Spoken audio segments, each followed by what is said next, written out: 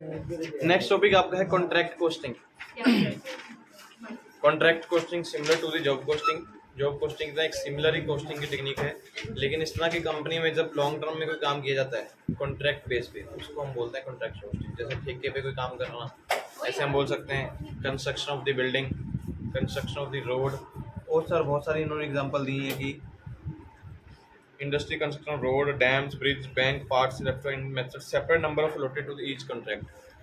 जैसे हर एक जॉब कोस्टिंग ने जॉब को जॉब नंबर दे रहे थे, बैच कोस्टिंग ने बैच नंबर दे रहे थे, वैसे भी कॉन्ट्रैक्ट कोस्टिंग ने हर एक कॉन्ट्रैक्ट का सिंगल कॉन्ट्रैक्ट नंबर दिया जाएगा। मोस्टली जब भी कोई काम ठेके पे दे के करवाया जाता है उसको हम कॉन्ट्रैक्ट कोस्टिंग बोलते हैं। मान लीजिए आपको कंपनी कंस्ट्रक्शन का काम कर रही है, तो आपको कॉन्ट्रैक्ट आता है भी यहाँ पे एक कॉलोनी आपने बनानी है जिसमें पूरे हाउस ही हाउस, घर ही घर बनाने हैं आपने, बिल्डिंग्स बनानी है। आपको सड़क बनाने का ठेका आ जाए, कोई बैंक आपने बनाने हैं उसका ठेका है। तो इस तरह से काम चलते हैं कंपनी जो कंस्ट्रक्शन का काम करते हैं, मोस्टली उसमें ठेके के काम आपके पास आएंगे। ये कॉन्ट्रैक्ट ही होता है। जैसे मान लो हाईवे वाली कंपनीज हैं जो हाईवे बनाती हैं, उन्हीं के पास ही कॉन्ट्रैक्ट होता है। अगर उन्होंने तोड़ा है तो बनाएंगे भी वो खुद, क्योंकि उनको लगता है कि हमारे रास्ते में कोई प्रॉब्लम्स आ रही हैं तो वो हटा के किसी चीज़ को आगे पीछे कर सकते हैं। जैसे रेलवे रोड पे आप देख रहे हैं एग्जाम्पल बन रहा है, तो वो इसी चीज़ में कॉन्ट्रैक्ट में ही है। इसके लिए कोई स्पेशल नहीं होता कि बंदे कोई कंपनी कोई पब्लिक बनवा रही है, ये कॉन्ट्रैक्ट बेस पे चलता है। गवर्नमेंट को लगता है जब किसी बंदे ने बना रहा है, कोई अड़चन आ रही है तो उसको हटा के नया बना दिया जाएगा। Contract cost is known also as a terminal costing. इसको टर्मिनल कॉस्टिंग भी कई बार बोलते हैं। आपको 2 नंबर क्वेश्चन आ जाए टर्मिनल कॉस्टिंग क्या है, तो कॉन्ट्रैक्ट कॉस्टिंग टर्मिनल कॉस्टिंग ही बोली जाएगी। It is a variant of a job costing. In this method each contract is cost unit as account each point of each contract. पूरे contract में क्या क्या कॉस्ट लगी, यूनिट के अकॉर्डिंग टोटल कॉस्ट क्या बनी हमारी, बुक्स ऑफ अकाउंट में रिकॉर्ड आप किया जाएगा। उसमें क्या हमें प्रॉफिट आया, क्या लॉस आया, हर एक कॉन्ट्रैक्ट में देखा जाता है। इस तरह के कॉन्ट्रैक्ट कॉस्टिंग में पहले से ही एस्टिमेट प्रॉफिट देखा जाएगा। मान लीजिए आपके पास कॉन्ट्रैक्ट आ गया 30 लाख का, पहले आप देखेंगे कि हमने स्टार्टिंग में ही कितनी कॉस्ट कर ली है। मैं एग्जांपल बोलूँ कि 30 लाख का आपका कॉस्ट आ गया, सॉरी 30 लाख का आपके पास कॉन्ट्रैक्ट है, तो बहुत सिंपल वर्ड में पता लग गया कि हमें 30 लाख का कॉन्ट्रैक्ट मिला कि हमें 30 लाख टोटल मिलेंगे, चाहे गवर्नमेंट से चाहे किसी प्राइवेट कंपनी से। जब भी आप कोई कॉन्ट्रैक्ट करने जाते हैं तो आपकी कुछ कॉस्ट ऐसी होती है जो पहले ऑलरेडी इनकर्ड होती है। मीन्स आपने कुछ मशीन्स या कुछ लेके रखी हुई है। मान लीजिए मैंने लग लिया कि 21 लाख की मुझे पहले से मशीन जो लगी हुई है, मेरी ऑलरेडी कॉस्ट लगी हुई है, तो मेरे पास जो बचे 9 लाख रुपये, ये डायरेक्ट प्रॉफिट नहीं है। अभी कॉन्ट्रैक्ट को कंप्लीट करने के लिए भी कुछ कॉस्ट लगेंगी, तो यहाँ पे लिखेंगे ये भी लेस होती है, ये भी cost to complete the contract. मान लीजिए आपका 4 लाख और लगेगा, तो पूरे कॉन्ट्रैक्ट में आप बचाने वाले हैं 5 लाख। एक्चुअल में वो बचेंगे या नहीं बचेंगे वो बात की बात है। ये एस्टिमेट प्रॉफिट हमेशा कॉन्ट्रैक्ट कॉस्टिंग में पहले से ही देख लिया जाता है। जो कॉस्ट आपने पहले से करके रखी हुई वो माइनस करते हैं, और कॉन्ट्रैक्ट को कंप्लीट करने के लिए जो कॉस्ट आपकी लगने वाली है वो भी इसमें से माइनस कर ली जाती है। क्योंकि हमें पता होता है कि हमने कोई एसेट्स पहले से खरीदी है किसी कॉन्ट्रैक्ट को खत्म करने के लिए, वो ऑलरेडी कॉस्ट होती हैं जो हमें पहले से लगानी ही पड़ेंगी। फीचर्स क्या होंगे कॉन्ट्रैक्ट कॉस्टिंग के? It is a general large size and their contract usually carries out a small number of contract in 1 year. Large size में कहता है कॉन्ट्रैक्ट में काम चलता है। एक साल में कहता कोई एक नहीं, एक ही कॉन्ट्रैक्ट कंप्लीट, तो नंबर ऑफ कॉन्ट्रैक्ट एक साल में कंप्लीट करवाए जाते हैं, इसमें कॉन्ट्रैक्ट कॉस्टिंग होती है। Generally takes more than 1 year to complete. जब भी कोई कॉन्ट्रैक्ट आएगा 1 साल से ज़्यादा का टाइम ही लगता है किसी भी कॉन्ट्रैक्ट को कंप्लीट करने के लिए। हम बोलेंगे जैसे रेलवे अभी सामने वाले जो ब्रिज बना है, ऐसे तो बना नहीं था वो, उसको बनाने के लिए भी 2-3 साल ही लग गए थे। तो इसी तरह कोई भी कॉन्ट्रैक्ट होगा तो धीरे धीरे कंप्लीट होता है, क्योंकि टाइम लगता है किसी चीज़ को कंप्लीट करने के लिए भी। Work on contract is carried out of the size of contract not in the factory premises. जब भी कॉन्ट्रैक्ट कंप्लीट किया जाएगा वो डिपेंड करता है कि हमें साइट ऑफ द कॉन्ट्रैक्ट पे जाके कंप्लीट करना होगा। आपने कोई कंपनी खोल के रखी हुई है, मान लीजिए आप कॉन्ट्रैक्ट में काम कर रहे हैं, आप अपनी कंपनी में बैठ के वो काम नहीं कंप्लीट कर सकते। आप बोलो जब भी सड़क बनानी है, ऐसा तो नहीं है कंपनी में बना के ले आएंगे आगे रख देंगे जहाँ पे सड़क बना के रखनी है, ऐसा कुछ नहीं होता। जहाँ पर आपको काम करना वहीं पर एक कॉन्ट्रैक्ट कंप्लीट होता है। Each contract is undertaken treated as a cost unit. जब भी कॉन्ट्रैक्ट को हम लोग अलग अलग देखेंगे तो कॉस्ट यूनिट के अकॉर्डिंग ही देखने जाएंगे कि अलग अलग कॉन्ट्रैक्ट में हमारी कितनी कितनी कॉस्ट लगी। कॉन्ट्रैक्ट कॉस्टिंग में जो भी काम कंप्लीट किया जाएगा out of the building complete किया जाएगा। आपकी बिल्डिंग के बाहर का ही काम होता है कॉन्ट्रैक्ट, ये नहीं कि बिल्डिंग बैठ के कंप्लीट होने वाले हैं। Separate contract account is prepared for each contract. सभी कॉन्ट्रैक्ट के लिए अलग अलग अकाउंट ही बनेंगे। Most of the raw material are specially purchase for each contract. जब भी कोई कॉन्ट्रैक्ट होगा जो रॉ मटेरियल होते हैं, ज़्यादातर रॉ मटेरियल हर एक कॉन्ट्रैक्ट के लिए बार बार खरीदने पड़ते हैं। आप बोलेंगे कि हमने कोई मशीनरी ले ली उससे सारे कॉन्ट्रैक्ट आपके हो जाएंगे, ये हो नहीं सकता। अलग अलग कॉन्ट्रैक्ट के लिए आपके पास अलग अलग रॉ मटेरियल्स अलग अलग मशीनरी आपको खरीदनी पड़ेंगी। Specialist subcontracts may be employed for say electrical fittings, welding works, glass work. Specialist person specialist staff भी आपको अलग अलग कॉन्ट्रैक्ट के लिए चाहिए। जैसे हम बोले कि इलेक्ट्रिक फिटिंग ही करनी है, अभी कुछ सभी बंदे इलेक्ट्रिक फिटिंग नहीं कर सकते, आपको स्पेशल पर्सन चाहिए। वेल्डिंग का वर्क करना है, ये भी स्पेशल पर्सन चाहिए। या फिर इसके अलावा कोई ग्लास का वर्क करना है तो उसके लिए भी स्पेशल पर्सन चाहिए।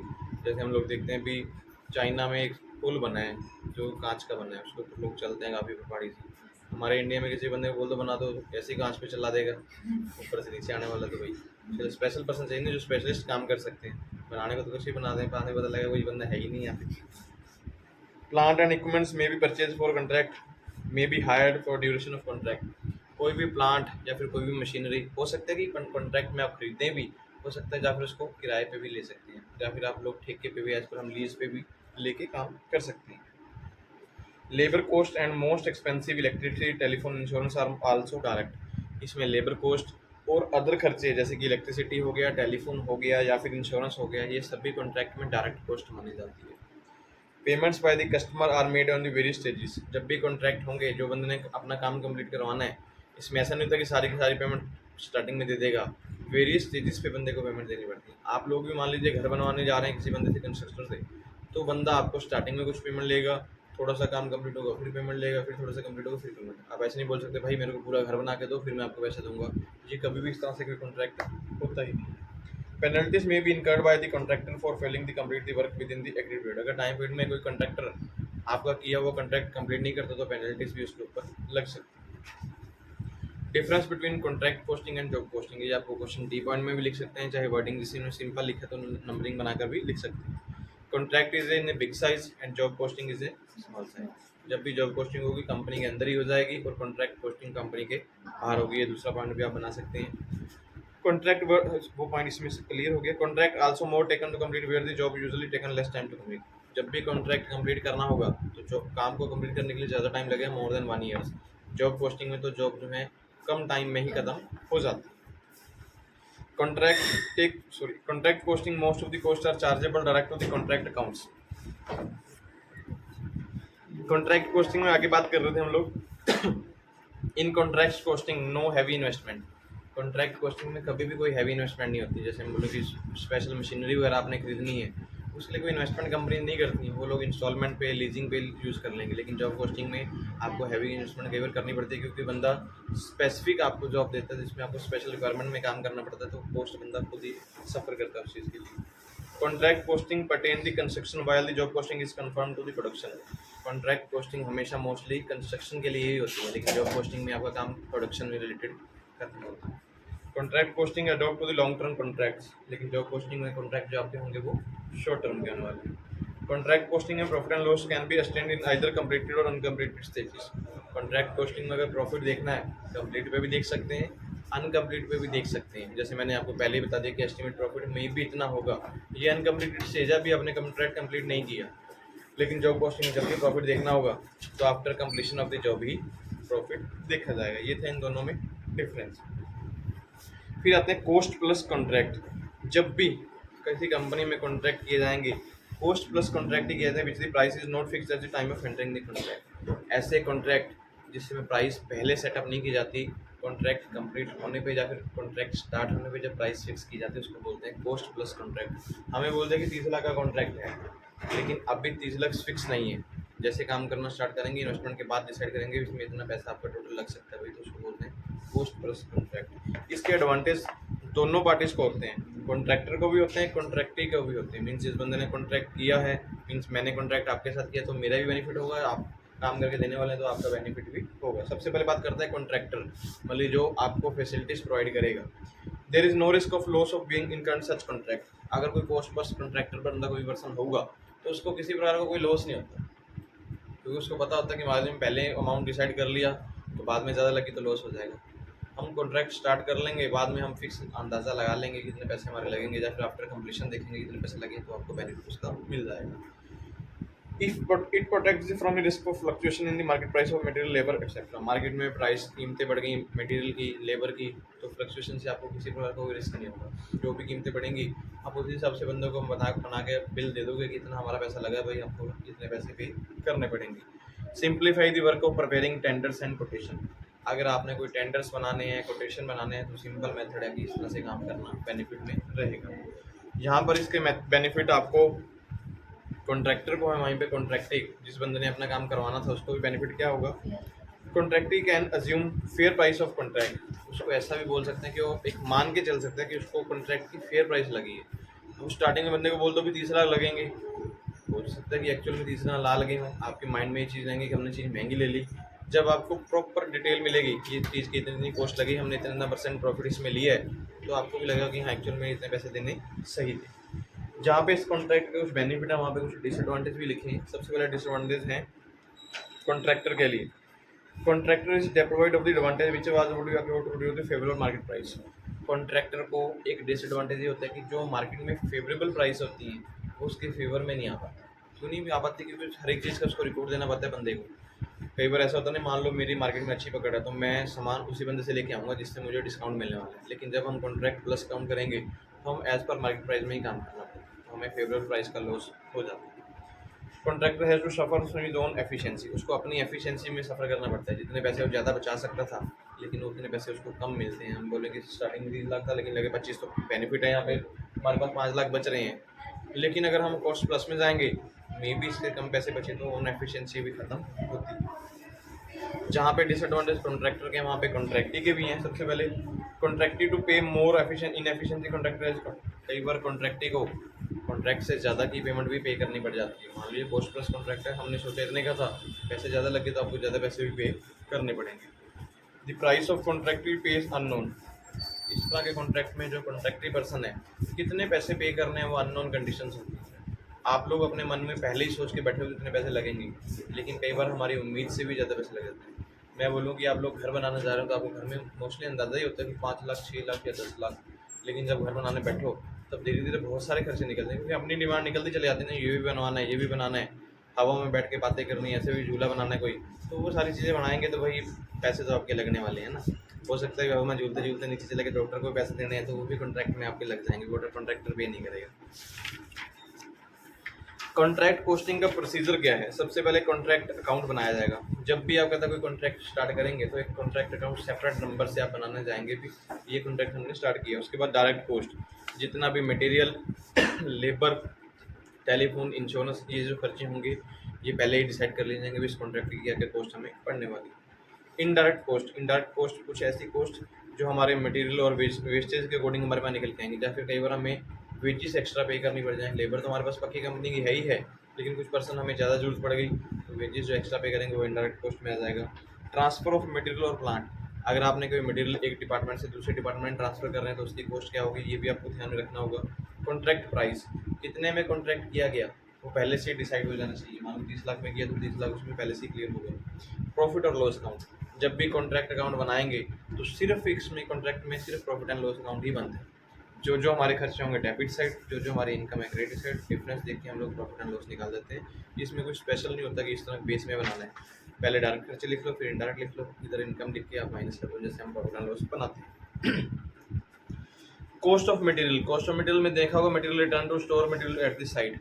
जब भी कॉस्ट ऑफ मटेरियल निकालने जाएंगे कितना मटेरियल हमारा स्टोर में वापस आया है वो आपको माइनस भी करना होता है, जितना हमारा साइट में गया उसको प्लस भी करना होता है। तो प्लस जैसे हम लोग ओपनिंग क्लोजिंग स्टॉक करते हैं इसमें भी ऐसा ही होगा, कितना स्टॉक हमारे पास वापस आया वो कितना साइट पे पड़ा है, जब वर्क इन प्रोसेस में जब इससे कितना आपने भेजा है इसका सारा रिकॉर्ड आपको साथ में रखना होगा।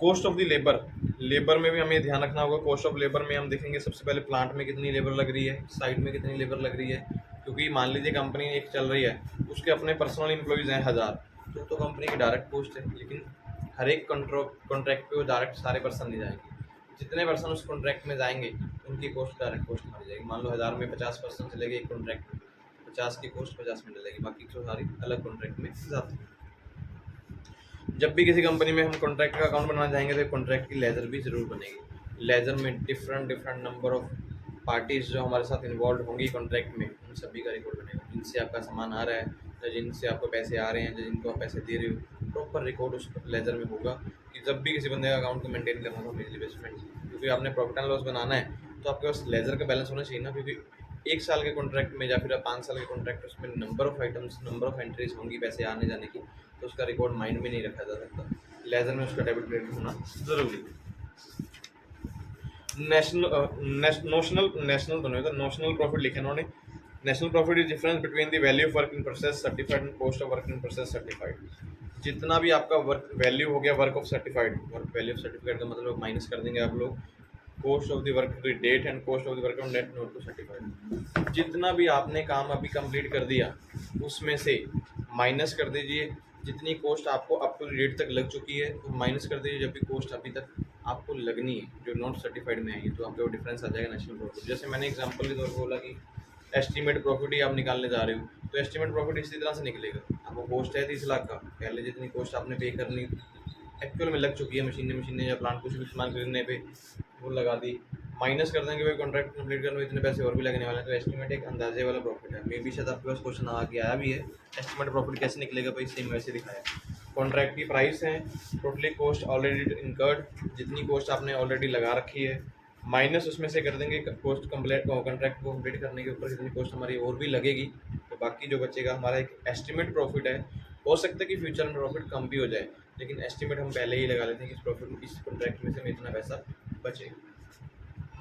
Portion of profit to be transfer to the P&L account, जितना भी प्रॉफिट का हिस्सा जो बचेगा हम कहता प्रॉफिट एंड लॉस अकाउंट में ट्रांसफर कर सकते हैं।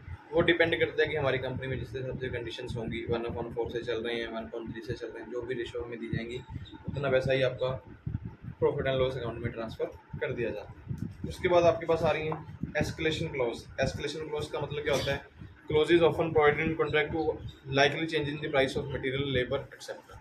कई बार हम लोग कॉन्ट्रैक्ट करके बैठे होते हैं, इसमें इस तरह की क्लॉज भी साथ में चलती है। बाई द वे कॉन्ट्रैक्ट में चलते चलते हमारी कीमतें चेंज हो रही है मटेरियल, हम लोग ऐसे ही बंदे से कॉन्ट्रैक्ट कर लें कि भाई कॉन्ट्रैक्ट तो 30 लाख का है ही है, फ्यूचर में मान लीजिए एज पर रेट लेबर के रेट बढ़ गए या मटेरियल के रेट बढ़ गए तो कॉन्ट्रैक्ट प्राइस चेंज होगी, तो ये क्लोज को हम बोलते हैं एस्केलेशन क्लोज। एक है retention money and cash ratio. जब भी कोई बंदा कॉन्ट्रैक्ट का काम करेगा तो नियर अबाउट जब भी हम बोलें कि 80 से 90% वर्क सर्टिफाइड हो जाएगा डिपेंड ऑन द कॉन्ट्रैक्ट, ये कंडीशन के ऊपर डिपेंड करता है कि हम लोग कितना पैसा कितनी रेशियो में अपने पास रखेंगे। जब भी कोई कॉन्ट्रैक्ट होगा ये डिपेंड हमेशा डिपेंडेंसी लेवल पे जरूर रहेगा। वैसे तो मोस्टली हर भी बंदा बोलता है कि जब आपका काम 80 से 90% कंप्लीट हो जाएगा आप टोटल पेमेंट्स करने के लिए रेडी हो जाओगे, आपको टोटल पेमेंट करनी पड़ेगी। लेकिन कुछ कॉन्ट्रैक्ट में होता है कि जैसे जैसे काम खत्म होगा उतने उतने परसेंट आप पैसे भी दे सकते हो। रिटेंशन मनी आपके पास ऑलवेज उतनी होनी चाहिए। हम ऐसा नहीं बोल सकते कि कोई बंदा मुझे 10,000 देगा फिर मैं उसका काम कंप्लीट करूँगा। स्टार्टिंग में पैसे आपको खुद लगाने पड़ते हैं, जैसे कुछ काम सर्टिफाइड होता चला जाएगा आप उसकी कीमत उस बंदे से चार्ज करते चले जाओगे। Work certified and work uncertified. Work certified क्या होगा, जितना काम आपने कॉन्ट्रैक्ट मान लो एक घर बनाना था, 2 मंजिल का घर बनाना है, 1 मंजिल कंप्लीट होगी तो हम बोलेंगे 1 मंजिल सर्टिफाइड है। जो अनसर्टिफाइड है हम बोलेंगे 2nd मंजिल, उस पर छत ही बनी हुई है भाई उसके ऊपर हमने बिल्डिंग रेडी करनी है तो वर्क अनसर्टिफाइड हो जाएगा। फिर आता है loss of completed contract and incompleted contract. कई बार हमारे कॉन्ट्रैक्ट में कॉस्ट हमारी उम्मीद से ज़्यादा बढ़ जाती है, कॉन्ट्रैक्ट कंप्लीट होगा तो उसमें लॉस आ गया तो हम बोलेंगे अनकम्प्लीटेड कॉन्ट्रैक्ट में लॉस हुआ। इनकम्प्लीट अभी वर्क इन प्रोसेस चल रहा है, जितना कॉन्ट्रैक्ट आपने सोचा था उसमें से कॉस्ट आपकी अंदाजे से भी ज़्यादा लग रही है, तो अभी कॉन्ट्रैक्ट चल रहा है उसमें कॉस्ट हमारी ज़्यादा लगी तो उसको अनकम्प्लीटेड कॉन्ट्रैक्ट भी बोल सकते हैं। इसी में एग्जाम्पल ले लो, कॉस्ट में बोलूँ 21 लाख तो हमने करके रखी हुई है, अभी हमें ऐसा लगता है कि 10 लाख और लगेंगे कॉन्ट्रैक्ट कंप्लीट करने के, तो क्या हो गया -1 लाख रुपए का लॉस हो गया। ये हमारा अनकम्प्लीटेड कॉन्ट्रैक्ट है। अभी कोई कॉन्ट्रैक्ट बन जाए सारी कॉस्ट लिखी हुई है और आपके पास पैसा सिर्फ इतना ही आया है, कम पैसा आया खर्चे ज़्यादा हो गए तो वो कम्प्लीटेड कॉन्ट्रैक्ट का लॉस हो जाएगा। उसके बाद आपके पास कॉन्ट्रैक्ट में आ रहा है work in process. Work in process का मतलब कि अभी जो काम आपने स्टार्ट किया वो अभी कंप्लीट नहीं हुआ, जैसे हम रॉ मटेरियल में देखते हैं कि वर्क इन प्रोसेस या फिर स्टॉक में देखते हैं वर्क इन प्रोसेस, वैसा ही सेम कॉन्ट्रैक्ट में भी आएगा। जितना पेंडिंग आपका काम अभी पड़ा है वो सारा वर्क इन प्रोसेस अकाउंट भी आपका टोटल प्रॉफिट एंड लॉस या फिर बैलेंस शीट में दिया जाएगा। बैलेंस शीट भी बनती है हर एक कंपनी में कॉन्ट्रैक्ट कॉस्टिंग में। जब भी कोई कॉन्ट्रैक्ट अकाउंट बनेगा तो आपके पास कुछ एसेट्स होंगी बैलेंस शीट में, लायबिलिटीज़ और आपकी एसेट्स दिखाई जाएंगी दोनों साइड में, तो बैलेंस शीट भी आपकी बन जाएगी। लास्ट में एक क्वेश्चन आपके पास प्रैक्टिकल उन्होंने जो करके दिया है पेज नंबर 115 पे देखिए, कॉन्ट्रैक्ट पोस्टिंग। वैसे में भी प्रैक्टिकल अगर आए तो इस टाइम भी आ सकते हैं। एक कंपनी है उसने कॉन्ट्रैक्ट अकाउंट बनाना 31 मार्च के ऊपर कुछ पार्टिकुलर्स उन्होंने बताए हैं। पूरे साल में उन्होंने जो मटेरियल परचेज़ किया या फिर कॉन्ट्रैक्ट मटेरियल परचेज़ किया वो 1,90,000 का है। Material issue from the store 40,000 का स्टोर से उनको मटेरियल इशू भी हुआ। डायरेक्ट वेजेस 2,54,000 की, डायरेक्ट एक्सपेंसिव जो हैं 20,000 की, प्लांट परचेज उसने 1,70,000 का, प्रपोर्शनेट कम स्टैब्लिशमेंट चार्जेस 50,000, स्टैब्लिशमेंट चार्जेस भी उनको कोई 50,000 लग रहे हैं। उसके बाद कॉन्ट्रैक्ट की जो कॉस्ट है वो 15 लाख की है, मीन्स कंपनी ने जो कॉस्ट किया ये कॉन्ट्रैक्ट किया वो 15 लाख में किया। और ये भी बोला कि 31 मार्च 2019 तक इसको कंप्लीट कर दिया जाएगा। 6,000 has been received in cash with respect to ratio 80% of work certified. उन्होंने ये भी बोल दिया कि 80% जो वर्क हमारा कंप्लीट होगा तो 6 लाख रुपये उनको उसी टाइम पे मिल भी जाएंगे। Material is at site unconsumed was valued 25,000। Material की साइड पे हमें ऐसा लगता है कि उस मटेरियल ऐसा भी पड़ा है जिसको हमने यूज़ नहीं किया, वो 25,000 की वैल्यू है। The contract plant was depreciated by the 17,000। जो कॉन्ट्रैक्ट हमारा हो रहा है उसमें डेप्रिसिएशन भी लगेगी 17,000 रुपये की। तो आपको ये कहता है कॉन्ट्रैक्ट अकाउंट बनाना है बहुत सिंपल तरीके से। डेबिट साइड में जितना मटेरियल आपने परचेज़ किया, जो स्टोर से मिला, direct wages, direct expensive, establishment charges, depreciation, आपके पास ये सेम निकल के आएगा। नेशनल प्रॉफिट अभी आपने बनाना है, नेशनल प्रॉफिट आपको माइनस करके आएगा। मटेरियल एट साइड आपका 25,000 का है। जितना वर्क सर्टिफाइड हो गया 6 लाख आपको मिला था, 6 लाख का उन्होंने 80% वैल्यू बनाई तो उनको 7.5 लाख रुपये बन गई।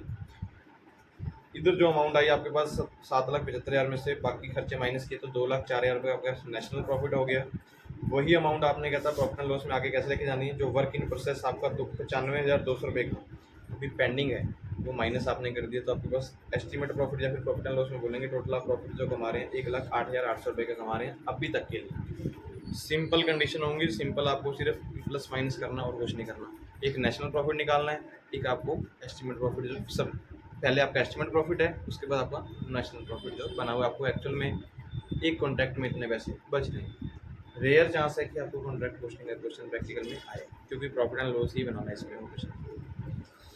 हाँ, इसमें थ्योरी में कोई पॉइंट आपको लगता है कि पूछने वाला तो वो पूछ सकते हो।